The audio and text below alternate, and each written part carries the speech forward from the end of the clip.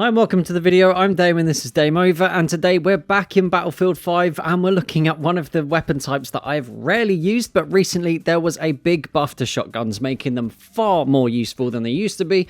And today we're going to focus on what I think is the absolute best out of the three current choices, and that is the M1897. I'll be talking you through exactly why that is compared to the other two shotguns available, and give you a little guide on what I think the best specializations are and how to use this shotgun to get the most out of it.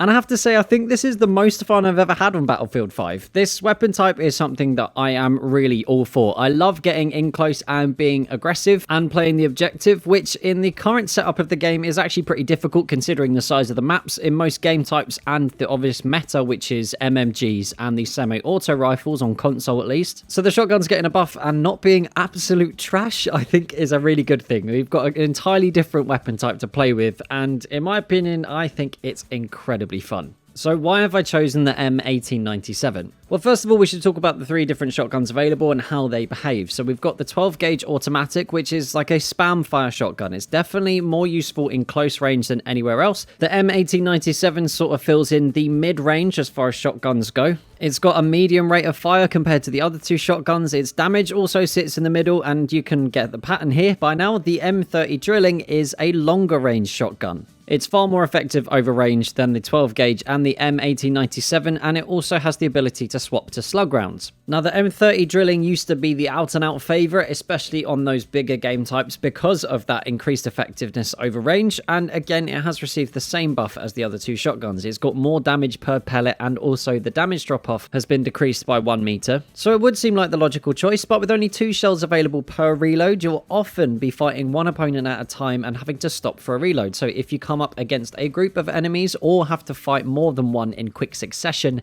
you're going to be in a bit of trouble. The M1897 has 5 shells available per full reload, so that makes a big difference. It's a possible 5 kills without stopping to put more shells in your gun. Or if you're fighting an opponent that's outside of your one-hit kill range, you've got a far larger chance of being able to finish them off before you have to duck around a corner and reload. Overall, I think the M1897 is far more versatile than the M30 and the 12 gauge. The 12 gauge automatic often feels quite underpowered, so having that little extra damage per pellet can mean the difference between you surviving a fight or getting a kill. I was pretty surprised at how good the M1897 was without any specializations equipped, and when I did reach level 4 and equipped the right tree, I found it made such a huge difference to the performance. So I'll talk you through what specializations I'd suggest you have equipped. Now, the first one is down to personal preference and is to do with playstyle. I tend to ADS way more than I hip fire, so I've gone for quick aim, which means I'll be able to aim down sights faster.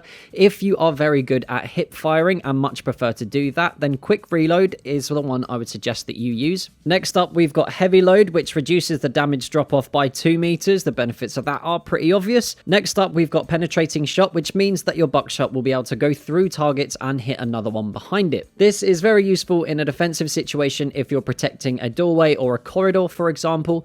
And last up, and I think most importantly, we've got trigger job, which increases the maximum fire rate of the weapon all the way up to 120 shots per minute, a considerable increase from the original 100. So for me, the M1897 is by far the best shotgun because there's a much wider margin for error compared to the other shotguns. You've got more damage at further range compared to the 12 gauge. You've got those 5 shells per full reload, so you won't have to worry about coming up against more than one opponent. And with those specializations that I just ran through equipped, you'll be able to shut your opponents down easily if you're able to keep your gunfights between 10 to 15 meters at maximum. Now, like I explained near the beginning of the video, this footage is from Team Deathmatch, so there is a lot of random spawns, there's a lot of action happening in all directions at all times, and this really does suit someone using a shotgun. But the secret to using a shotgun effectively is all about positioning and movement. There are some parts of each map that you absolutely should avoid because there are far too open spaces and you'll get picked off way before you're able to close the range enough. So find those areas of the map that you'll easily be able to patrol and keep your gunfights within the right sort of range. The inside of the cathedral on Devastation is a brilliant example of this, and there are also loads of interior areas on Rotterdam as well that you can take advantage of. The small buildings near the church on Arras are also an excellent place to patrol. Now, I've used the word patrol very carefully because using a shotgun is all about map control. You find an area that you're able to defend where the ranges suit your weapon most and you stay in it. Now, this is entirely different to camping.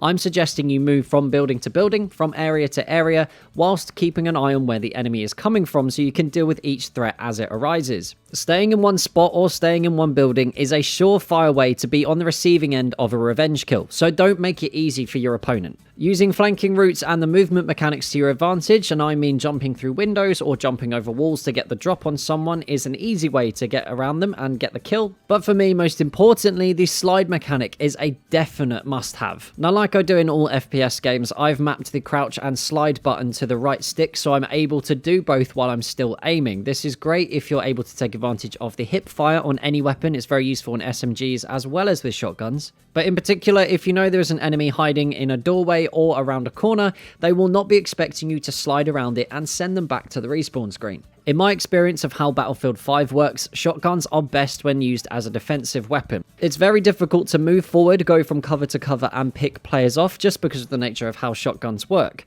So laying traps and making sure the enemy players fall into them is definitely the way to go. Try and do things that they will not expect, and I found the best way to do this is to think, what would I not expect? Gaining that extra split second over your opponent is going to be the difference between you picking up the kill and them killing you. So getting that extra time by doing something unpredictable is, I think, the best way to use your shotgun. It definitely paid off for me. I ended up on the top of the leaderboard quite often and with good KDs as well. But like I said, this was just in team deathmatch. Playing with shotguns in other game types, which I have done, is far more difficult. But it's all about positioning. Finding the right area is the key to dominating with a shotgun. But that's just what I think. What do you guys think of the shotgun buff? Which one is your favorite now that they have been improved? Make sure you let me know down in the comments below.